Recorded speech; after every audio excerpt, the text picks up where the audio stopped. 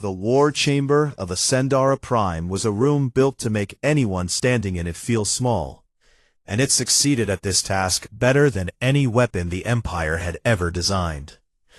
Carved from the hollow core of a dead moon, the chamber stretched upward for nearly a kilometer, its obsidian walls etched with the names of every civilization the Zayakori Empire had ever conquered. And there were thousands of them, stretching back over 6,000 years of unbroken domination across 3 spiral arms of the galaxy.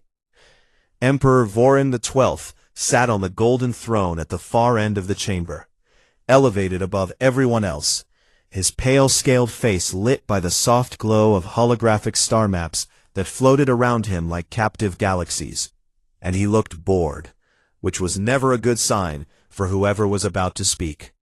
Fleet Admiral Tyron Solake stepped forward and placed his fist against his chest in the traditional salute, before activating a projection in the center of the room that displayed a small, unremarkable yellow star surrounded by 8 planets. Sol System, Solake announced, his deep voice echoing through the vast chamber. Located in the outer reaches of the Orion Arm, a region we have largely ignored until now, and for good reason, as it contains very little of strategic value. He zoomed the projection toward the 3rd planet from the star, a blue and green sphere wrapped in white clouds, spinning slowly in the dark. This is the world its inhabitants call Earth, he continued, home to approximately 8 billion sentient beings of a species that calls itself human. And they are, by every measure we use, remarkably primitive. A murmur passed through the assembled officers and advisors who lined the walls of the chamber, and several of them chuckled quietly at the image of the small world hanging in the air before them. Solake listed the facts with the cold efficiency of a butcher counting cuts of meat, and each fact stood in stark relief. Made the humans sound more pathetic than the last.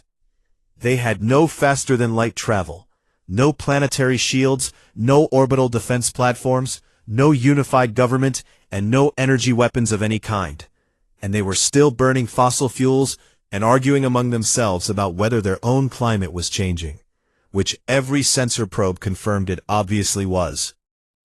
They had not even colonized the other planets in their own system, despite having the basic technology to at least begin such an effort, and their most advanced space vehicles were laughable tin cans that could barely reach their own moon. In summary, Solake said, folding his arms behind his back, Earth is a Tier 7 world, the lowest classification before we stop counting entirely, and its people would pose no meaningful resistance to even a minimal subjugation force.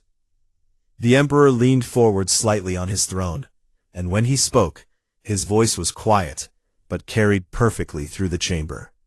Because the room had been designed to amplify every word he said. Then why are you wasting my time with it, Admiral? Solake allowed himself a thin smile, and changed the projection to show a wider strategic map of the region. Because Sol sits at the mouth of the Valen Corridor, the most direct route into the unclaimed territories beyond the Rim. And whoever controls Sol controls access to an entire unexplored quadrant. And the Dravine Collective has been sending survey drones into the same region for the past decade. That got the Emperor's attention, because if there was one thing Vorin XII hated more than being bored, it was the idea of the Dravine Collective gaining any advantage over him. How large a fleet? The Emperor asked. A standard subjugation force should be more than sufficient, Your Eternal Radiance, Solake replied. 1,200 warships, 40 carrier-class dreadnoughts, 3 million ground troops, and I will lead the operation. Personally. Period 2.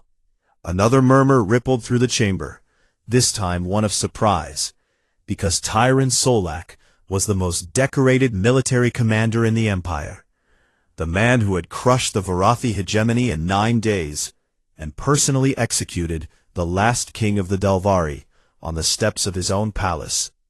And sending him to conquer a Tier 7 world was like sending a hurricane to blow out a candle.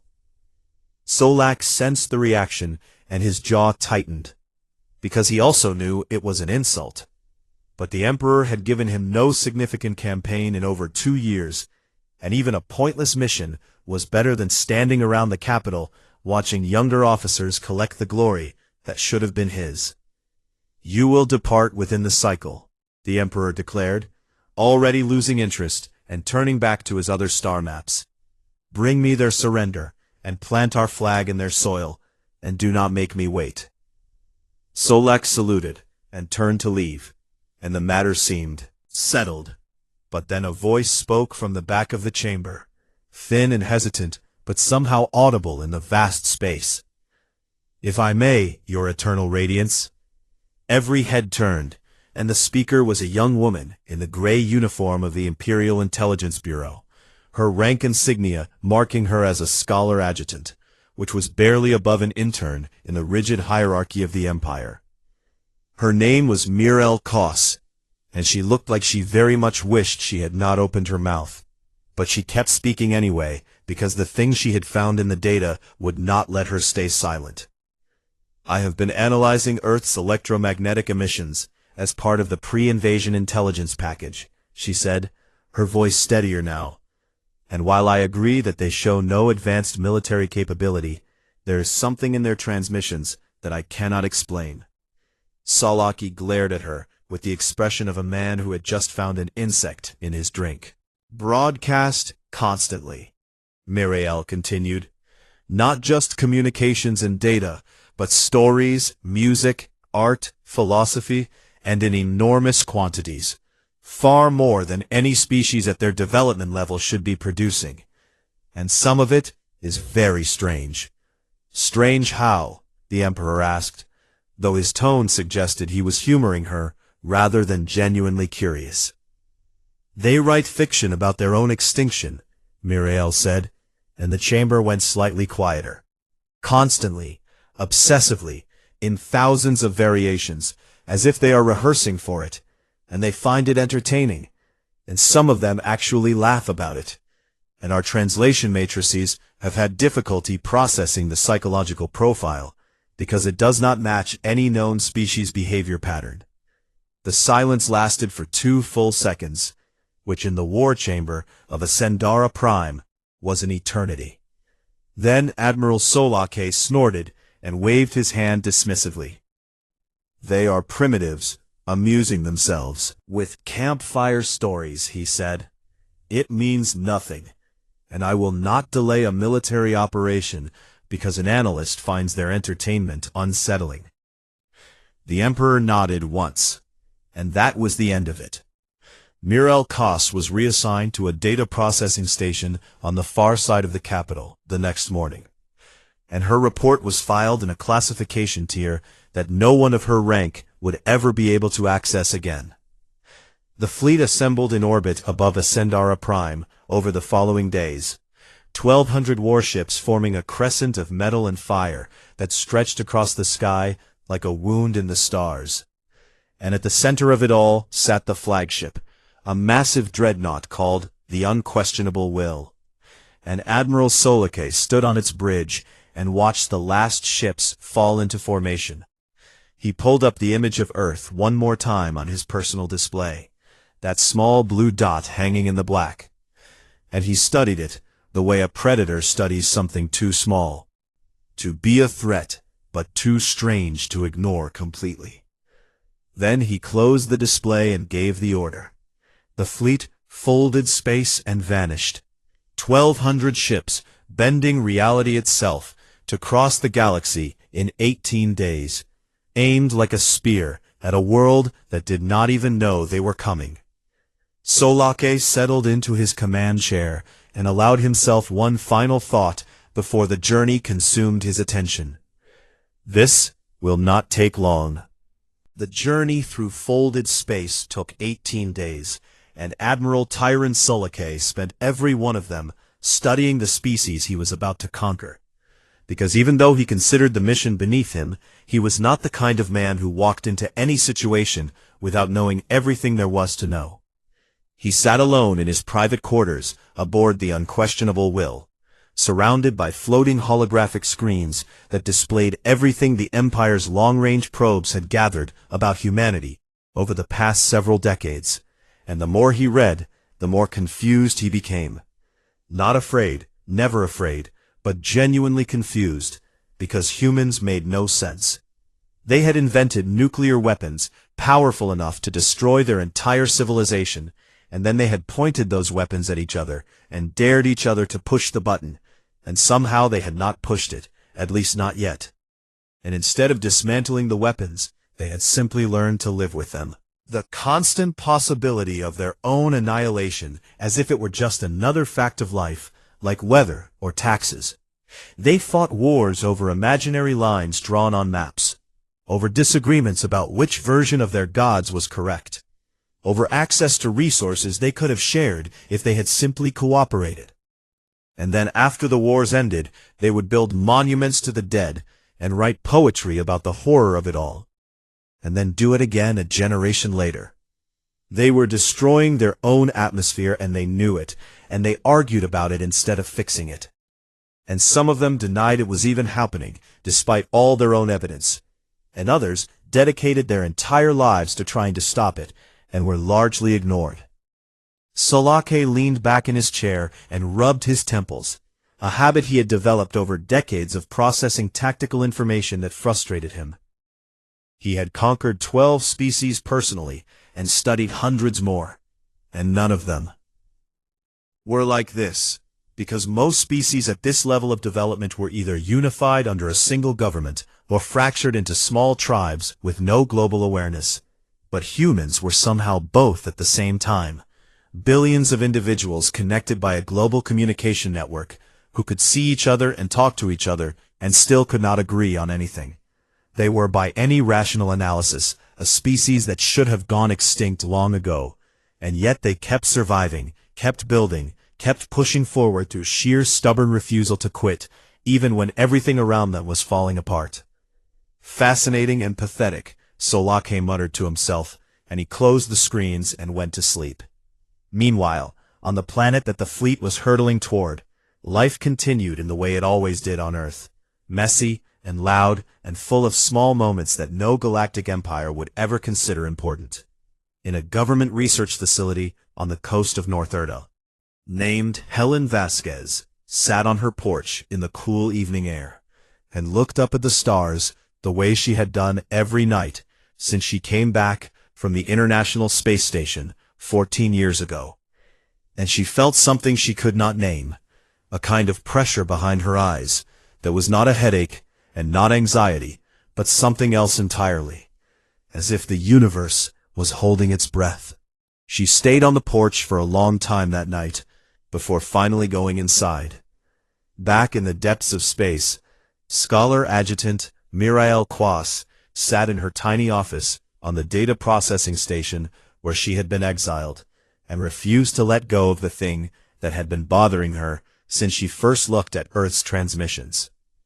Her access to the military intelligence network had been revoked, but she still had access to the raw signal archives that the Empire collected from every corner of the galaxy, and she dug into them with the focused intensity of someone who knew she was looking for something important, even if she did not yet know what it was.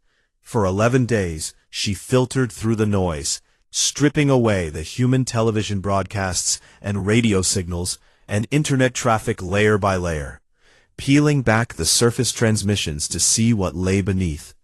And on the 12th day, she found it, hidden under the electromagnetic chatter of human civilization. Buried so deep that no standard scan would ever detect it, there was a pattern, a structured quantum resonance signal woven into the background radiation of the Sol system itself. And it was not coming from Earth. It was coming from the sun. Mirael's hands trembled as she ran the analysis, because the signal was old, impossibly old, and her instruments dated it at a minimum of 2.7 billion years. Which meant it had been there since before complex life even existed on Earth, since before humans were even a possibility, since before anything with eyes had ever looked up at that yellow star and wondered what it was. Something had built a structure into the sun, or perhaps had built the sun around a structure, and it was still active, still humming with a quiet energy that pulsed like a heartbeat in the dark. Miriel tried to send a message to the fleet, but her communication clearance had been stripped when she was reassigned, and every channel she attempted was blocked. And by the time she convinced a superior officer to even listen to her, it was already far too late.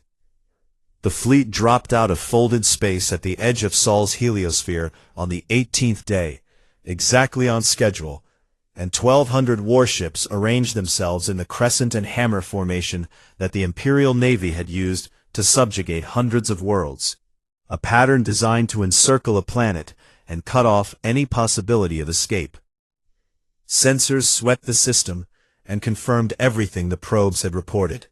No orbital defenses, no energy shields, no fleet, no weapons. Platforms. Nothing but a small blue planet circling a yellow star, surrounded by silence.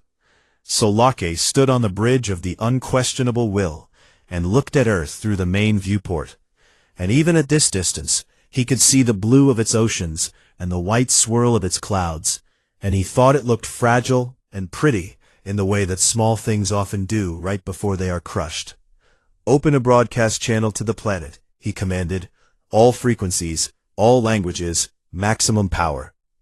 Its communications officer complied, and Solake's voice, translated simultaneously into every human language the Empire had catalogued, rolled outward toward Earth at the speed of light, carrying the universal subjugation decree that had been read to 9,000 worlds before this one, the formal announcement that their sovereignty was over, and their compliance was required, and their resistance would be met with total annihilation. Fleet waited for a response. 1 minute passed, then 2, then 3, and the bridge crew shifted uncomfortably, because even primitive species usually manage some kind of panicked reply by now, even if it was just screaming. 4 minutes and 37 seconds of silence.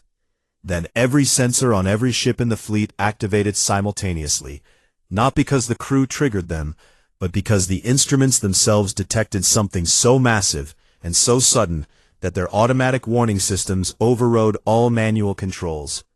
Alarms shrieked across 1,200 bridges, red lights flooding corridors and command centers from one end of the formation to the other.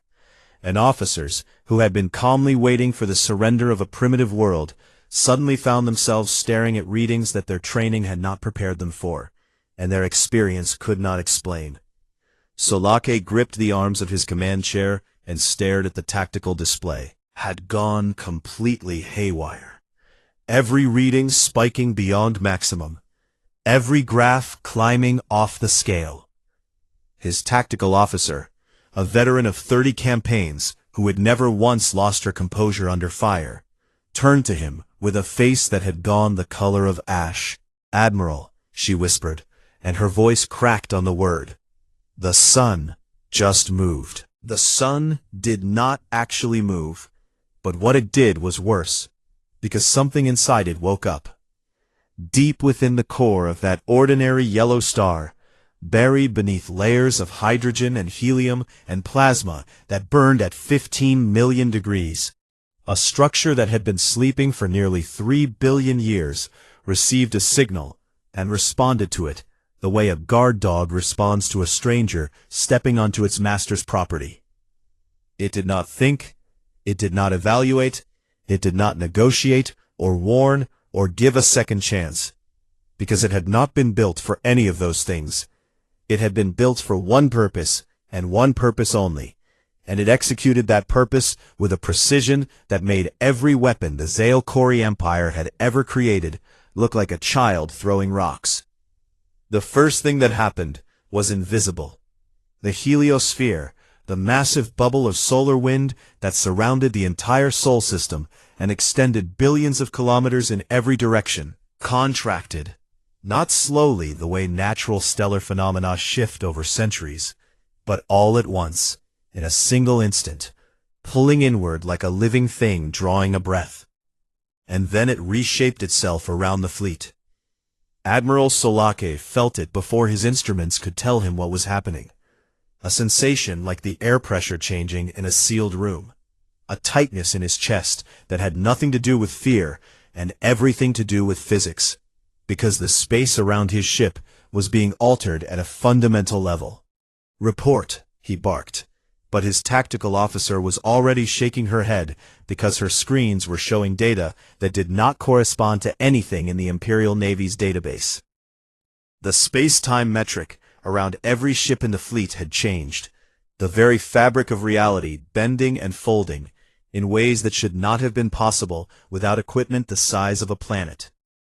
And every ship was suddenly isolated inside its own pocket of distorted space, cut off from every other ship as completely as if they had been placed in separate universes. Navigation systems crashed first, because they relied on fixed reference points in normal space, and there were no fixed reference points anymore. And then the engines failed, because engines work by pushing against the structure of space-time, and you cannot push against something that is actively being rearranged around you. Weapons went next, then communications, then shields, and the order in which they failed did not matter, because none of them would have made any difference. Salake stood up from his command chair and walked to the main viewport, because if he was going to witness the end of his fleet, he was going to do it with his own eyes, rather than through a screen. What he saw was something that would have driven lesser beings insane. The unquestionable will, his flagship, the most powerful warship in the Imperial Navy, a vessel 3 kilometers long, and armored with hull plating that could withstand a direct hit from a stellar-class cannon, was being taken apart. Not destroyed, not blown apart, not melted or crushed or burned, but disassembled, carefully and precisely, and with what almost seemed like patience. The hull plating along the port side began to separate from the frame, each plate detaching at its connection points, as if invisible hands were unscrewing every bolt simultaneously, and the plates peeled away from the ship like petals falling from a flower, drifting outward in perfect silence into the void.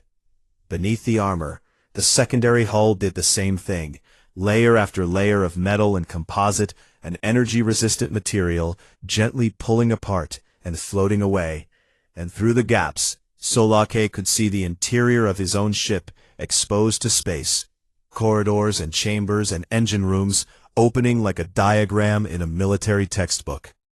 He could see crew members floating in the sudden vacuum, and he knew they were dying, and he knew there was nothing he could do about it. Across the fleet, the same thing was happening to every ship simultaneously. The smaller frigates and destroyers went first, their thinner hulls offering almost no resistance, coming apart in under 3 seconds, like paper models pulled apart by careful fingers, and their crews spilled into space in clouds of bodies and debris that immediately began to dissolve at the molecular level, every atom being separated from every other atom and scattered into the solar wind. The cruisers lasted a second longer, and the battleships perhaps 2 seconds beyond that, but the result was the same for all of them. Total disassembly, total dissolution, total silence. The 40 carrier-class dreadnoughts, each one a fortress in space, capable of carrying 100,000 troops and enough firepower to crack a continent, resisted for approximately 5 seconds, their heavy armor and layered shielding, giving them a few additional heartbeats of existence before the force that had been woven into the sun peeled them open like fruit. Salaki watched all of this from his bridge, which was still intact, because the unquestionable will was the most heavily protected vessel in the fleet, and he had time to think, which was perhaps the cruelest part of all. He thought about the Varathi, whom he had conquered in 9 days, and how proud he had been of that victory, and how meaningless it seemed now, like boasting about winning a foot race while standing at the base of a mountain that reached beyond the sky. He thought about the Emperor, sitting on his golden throne in his hollow moon, surrounded by the names of 9,000 conquered worlds carved into obsidian walls. And he wondered if the Emperor had ever considered the possibility that the galaxy might contain something that could carve the Empire's name into a wall just as easily. Scholar Adjutant, the young woman who had tried to warn them, and he wished he had listened, not because it would have changed the outcome, but because she deserved to know that he understood now. The bridge shuddered as the outer hull of the flagship finally gave way, and Solake felt the atmosphere begin to rush past him as the room opened to the vacuum. And in the last seconds of his life, he experienced something that no conqueror in the 6,000-year history of the Zael-Kori Empire had ever experienced: complete and total irrelevance. He did not scream. He did not pray. He did not beg for mercy or curse the enemy, because there was no enemy. There was only a force as impersonal and absolute as gravity, and you do not argue with gravity. He simply stood at the viewport and watched the stars appear as the walls of his ship dissolved around him. And his last thought, the final firing of his synapses before the cold and the vacuum took everything. Clear sentence that passed through his mind like a bell ringing in an empty room. We were never the apex of anything.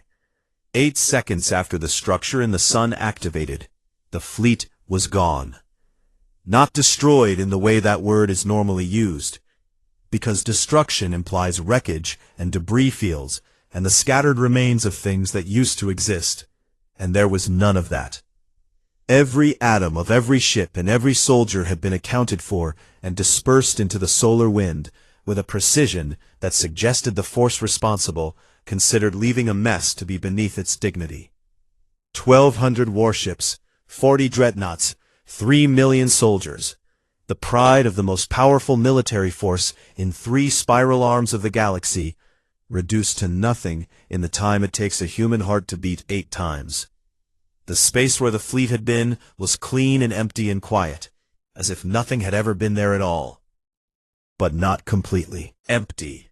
Floating alone in the vast silence, exactly where the center of the fleet formation had been, there was a single small shuttle, undamaged, its hull intact, its life support systems functioning perfectly, and inside it were 12 unconscious crew members who had been carefully extracted from their ships and placed in the shuttle before the disassembly began.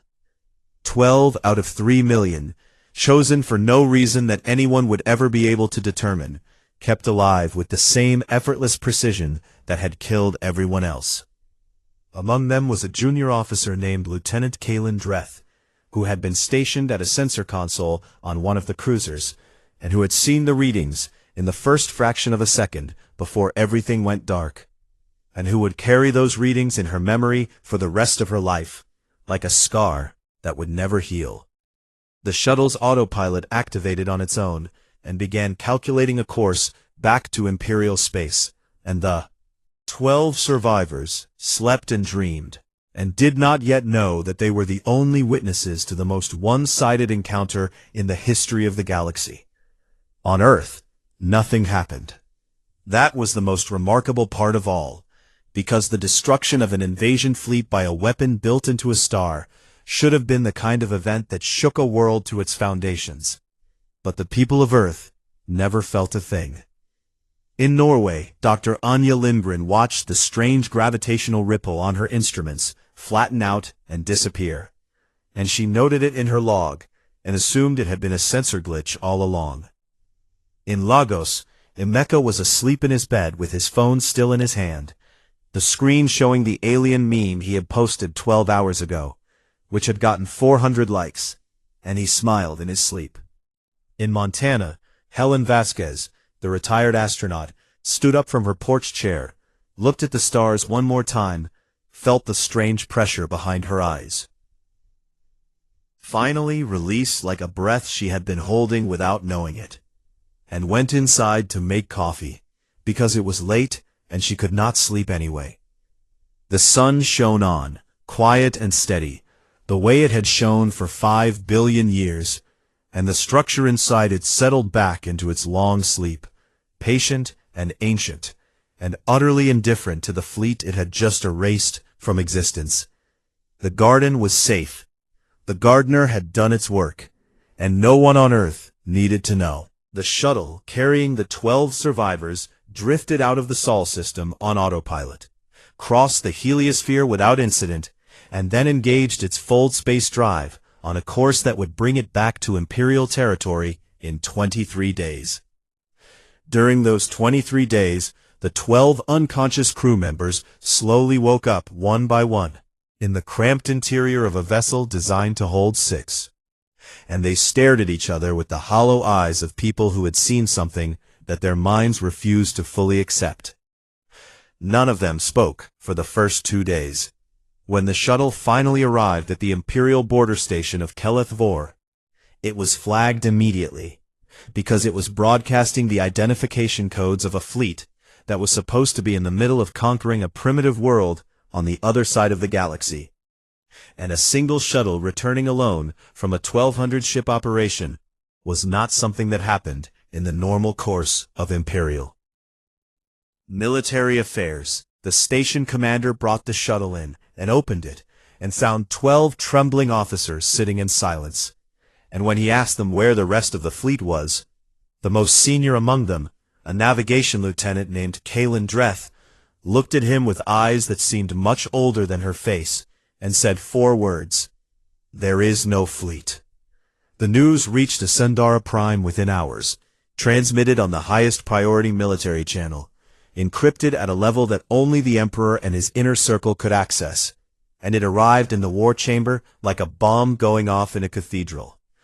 Emperor Voron XII read the initial report 3 times because he believed there had been an error in transmission, and then he read it a 4th time because he wanted there to have been an error in transmission, and then he stood up from the golden throne and swept every holographic display within reach onto the floor, which accomplished nothing, because they were made of light, but the gesture made the assembled officers take several steps backward. The Empire had not lost a fleet engagement in over 6,000 years, not since the founding wars, when the first Emperor had unified the Jailkori homeworlds by force, and the idea that an entire subjugation force could simply vanish was not just a military disaster, it was an existential impossibility, a thing that could not happen and therefore had not happened, and anyone who said otherwise was either lying or insane. Except 12 survivors said it had happened, and they said it consistently, and they said it under every form of interrogation the Empire had available.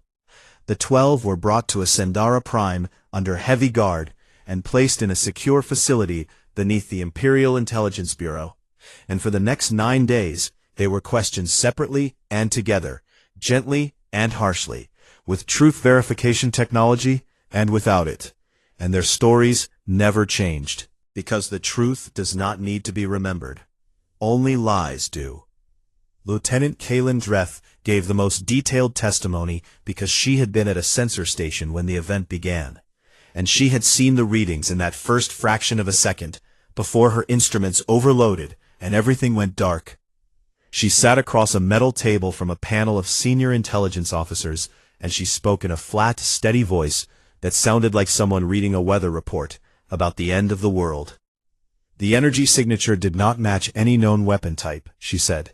It did not match any theoretical weapon type. It did not behave like a weapon at all, in any way that I understand the word. Because weapons are designed to break things, and what happened to us was not breaking, it was something else. The lead interrogator, a gray-haired colonel who had spent 40 years in military intelligence, leaned forward and asked her to explain what she meant. For a moment, and then she said something that would be repeated in classified briefings across the Empire for decades to come. It was an immune response, she said, the way a body deals with an infection, automatic, dispassionate, total. It did not hate us, it did not fear us, it simply identified us as something that did not belong, and it removed us. And it was so far beyond our ability to resist that the question of resistance never even arose, like asking whether a virus can fight back against a white blood cell. The panel of officers stared at her, and none of them spoke for a very long time. The political aftermath was swift and vicious, because in the Jailkori Empire, military failure was always someone's fault. And if the fleet was gone, then someone had to be blamed, and the dead are convenient targets because they cannot defend themselves. Admiral Solaki was the obvious choice, and within days, the official narrative began to take shape. A story about an arrogant commander who had underestimated an unknown threat and paid the price for his hubris.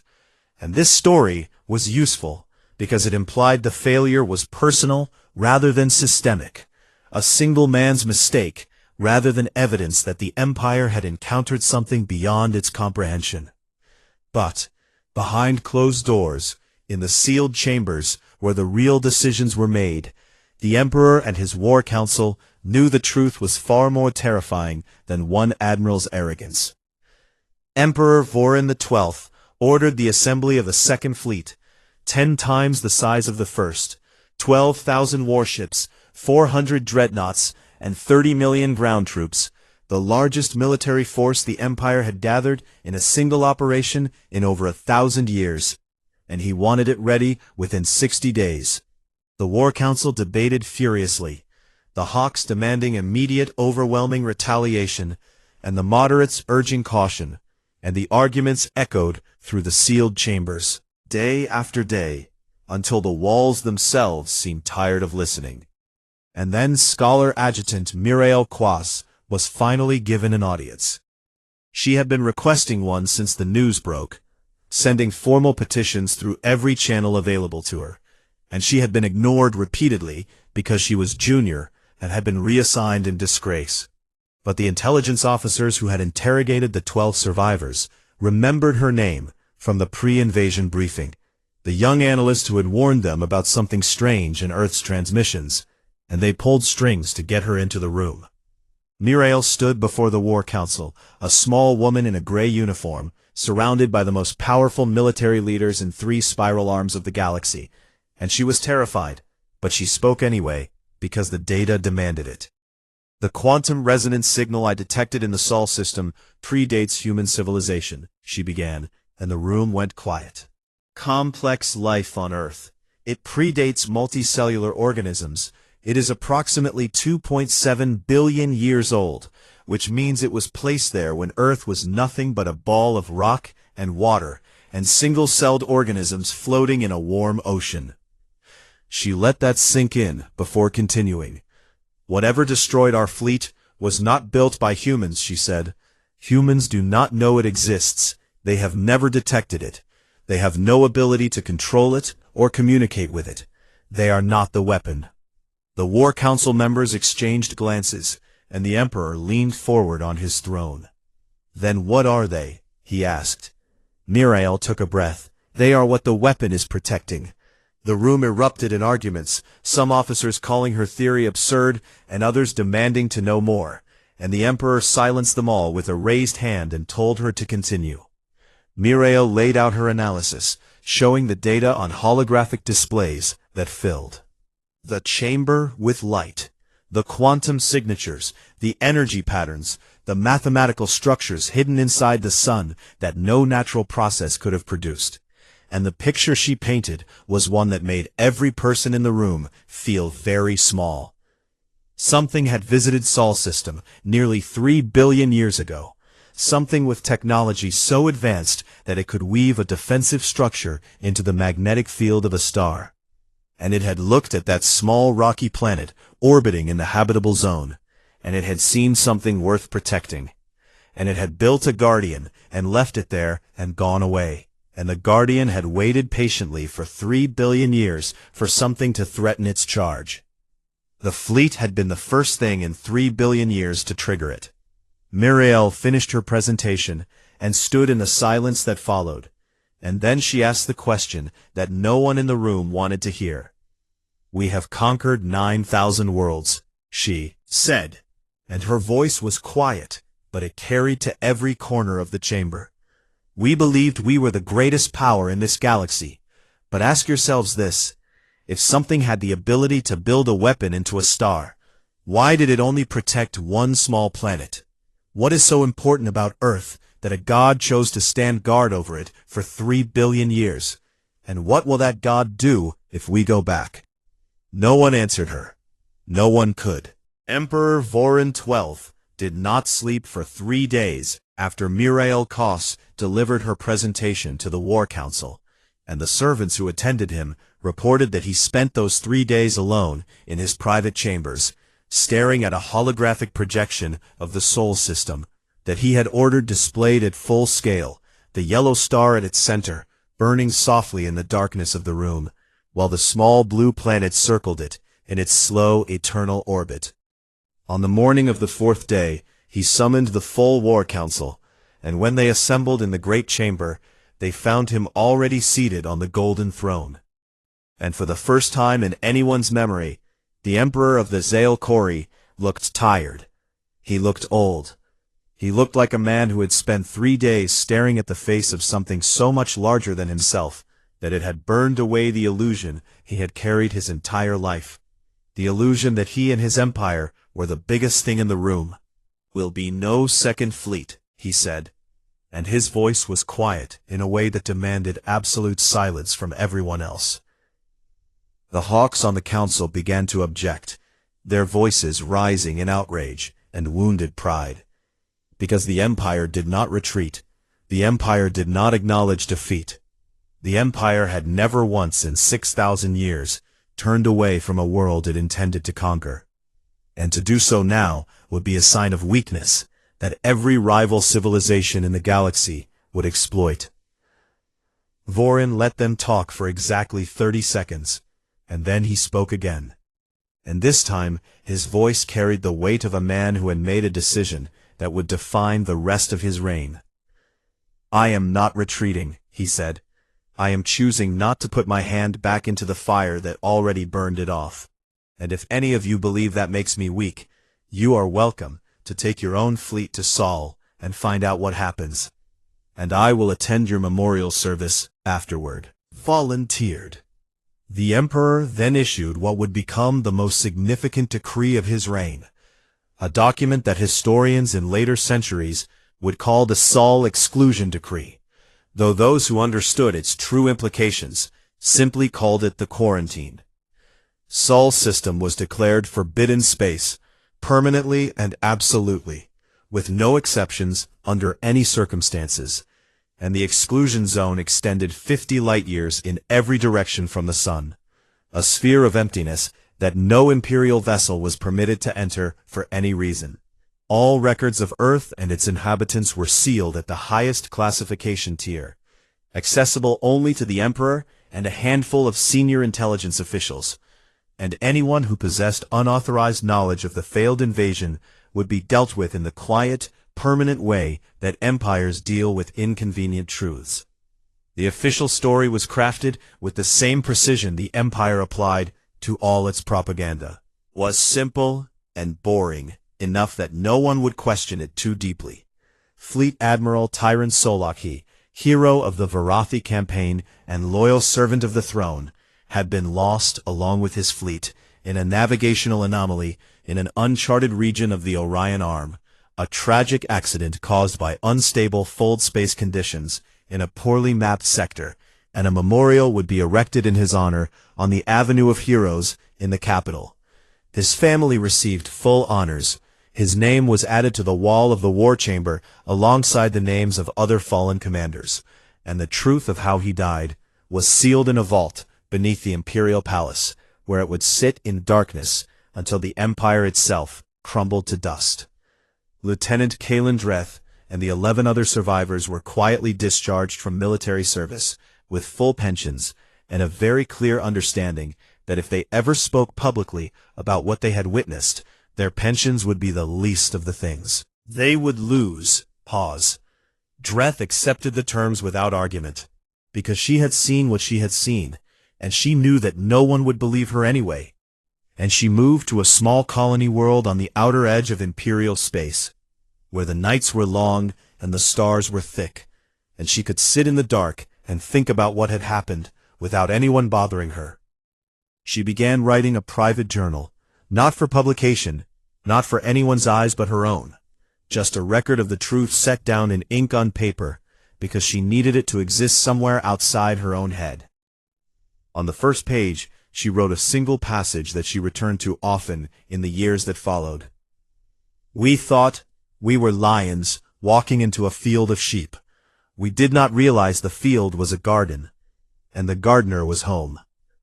Scholar Adjutant Mirail Koss was promoted 3 ranks in a single day, which would normally have been a cause for celebration. But the promotion came with a new assignment that was classified so deeply that her name was effectively erased from all public records. She was given a small team of analysts and a secure facility, and a single mandate: find out if Sol was the only star in the galaxy with a guardian, or if there were others.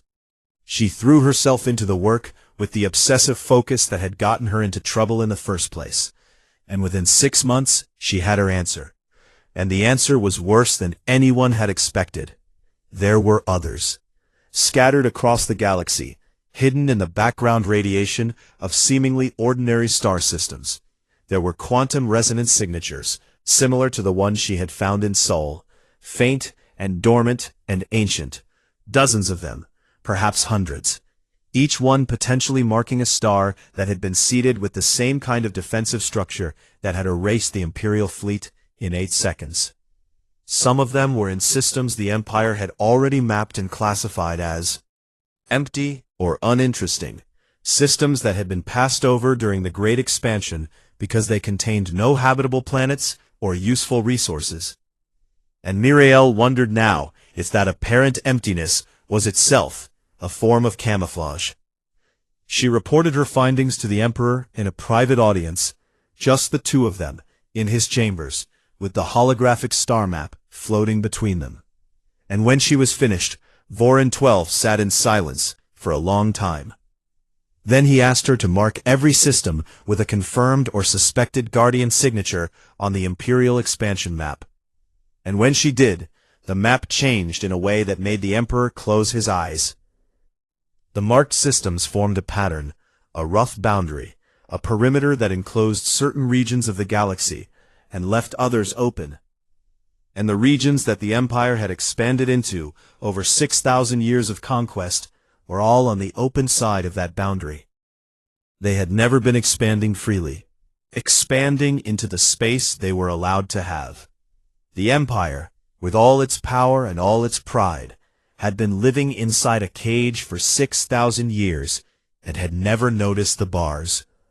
Vorin the 12th ordered the expansion maps quietly redrawn, and dozens of systems that had been classified as unconquered were reclassified as excluded, with no explanation given to the military commanders who had been planning campaigns in those regions.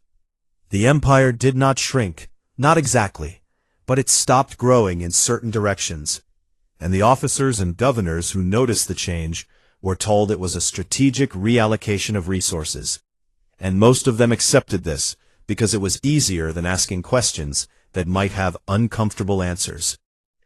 Life in the Empire went on, as life always does, because empires are very good at pretending that nothing has changed, even when everything has. On Earth, nothing changed either, because nothing needed to. Continued their messy, chaotic, beautiful, frustrating existence, fighting and loving and building and destroying and creating art about their own extinction, and laughing about it afterward, completely unaware that the most powerful civilization in 3 spiral arms of the galaxy had tried to conquer them, and had been stopped by something so far beyond comprehension that even the conquerors could not explain what had happened.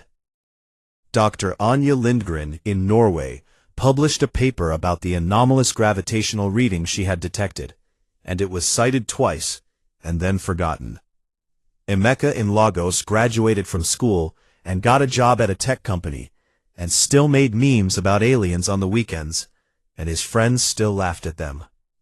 And Helen Vasquez, the retired astronaut in Montana, sat on her porch on a warm evening with her granddaughter beside her, and the stars were bright and thick above them, in the way they only get when you are far from the city lights.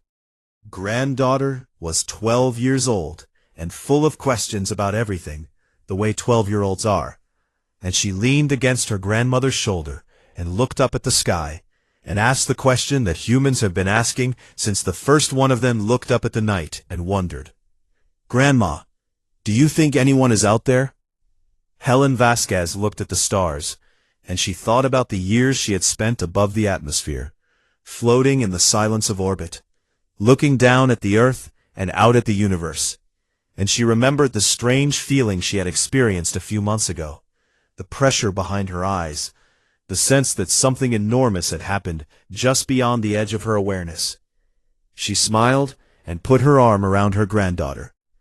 "I think if they will introduce themselves when they are ready." The girl seemed satisfied with that answer, and they sat together in the warm night air and watched the stars. Comfortable silence. Above them, the sun had set hours ago, but it was still there below the horizon, burning steadily the way it had burned for 5 billion years. And deep within its core, buried beneath layers of fire and plasma and physics, the ancient structure rested in its long sleep, patient and quiet and ready. It had protected this world for nearly 3 billion years. It had waded through ice ages and extinctions and the slow rise of life from single cells to civilizations. It had watched a species emerge that told stories about the stars and dreamed about reaching them, and laughed at the idea of its own destruction. And when the Empire came, it had done what it was built to do, swiftly and completely and without remorse, and then it had gone back to sleep. It would wait as long as it needed to wait. It had all the time in the universe. The Zalkori Empire had crossed the galaxy, shattered civilizations, physics to their will. But on a small blue world orbiting an ordinary yellow star, something ancient and patient had drawn a line in the dark. And the Empire, for all its power, had the wisdom to not cross it twice.